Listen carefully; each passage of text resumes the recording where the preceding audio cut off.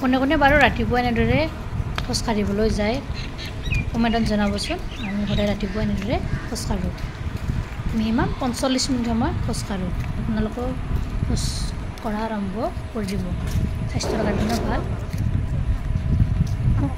এতিয়া আহিছোঁ এটা ৰেচিপি ভিডিঅ'লৈ। চাওকচোন আজি ৰেচিপি আপোনালোকক মই দেখুৱাব পাৰোঁ।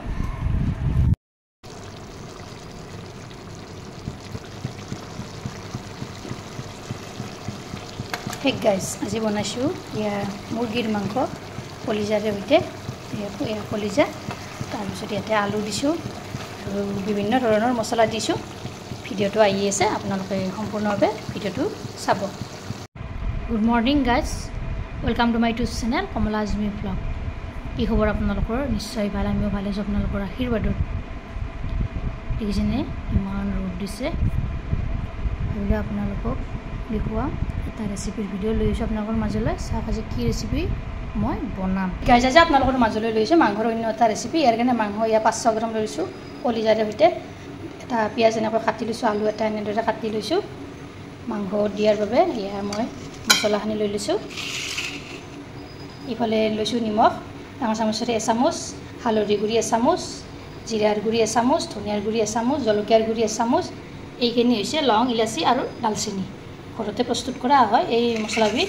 আৰু এইফালে লৈ লৈছোঁ তেল, মাষ্টাৰ্ড অইল। চাই থাকিব ভিডিঅ'টো সম্পূৰ্ণভাৱে আৰু স্ক্ৰিপ্ট নকৰাকৈ কেনেকৈ বনানো আৰু কি পদ্ধতিত বনাম। হেক গাইজ, আজি মছলা কেইবিধ আছে কমেণ্টত জনাওকচোন। আজি এই মছলাখিনিৰে বনাম মুৰ্গীৰ মাংস। এইফালে মাষ্টাৰ্ড অইল লৈছোঁ। চাই থাকিব ভিডিঅ'টো সম্পূৰ্ণভাৱে আৰু স্ক্ৰিপ্ট নকৰাকৈ। অলৰেডি এয়া মই গেছটো অন কৰি ল'লোঁ। লৈ এইফালে মাংসখিনি বহুৱাই দি দিলোঁ। তাৰপিছত ইয়াৰে ওপৰত এয়া তেলখিনি দি দিলোঁ। তাৰপিছত এয়া গোটেইখিনি মছলা ইয়াতে দি দিলোঁ।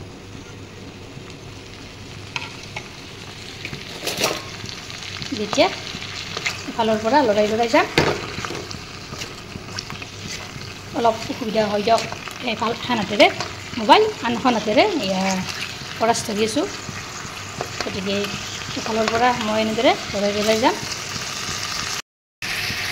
মাংসখিনি মই এনেদৰে তলফৰ কৰি লৰাই দিলোঁ। তাৰপিছত গেছৰ জুইটো জিৰত দি থ'ম। এই মাংসবিলাক পানীবিলাক সহজতে ওলায়।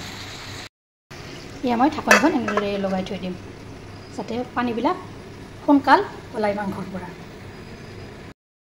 কেইমিনিটমান যোৱাৰ পিছত এয়া মই ঢাকনিখন গুচাই দিলোঁ।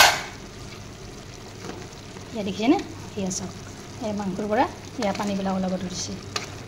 এনেদৰে তলপৰ কৰি লৰাই দিব যাতে আৰু ধুনীয়াকৈ মাংসখিনিৰ পৰা পানী ওলাই যায়। আৰু এনেদৰে মই তলপৰ কৰি লৰাই দিছোঁ। তাৰপিছত ঢাকনিখন মই পুনৰ লগাই থৈ দিলোঁ।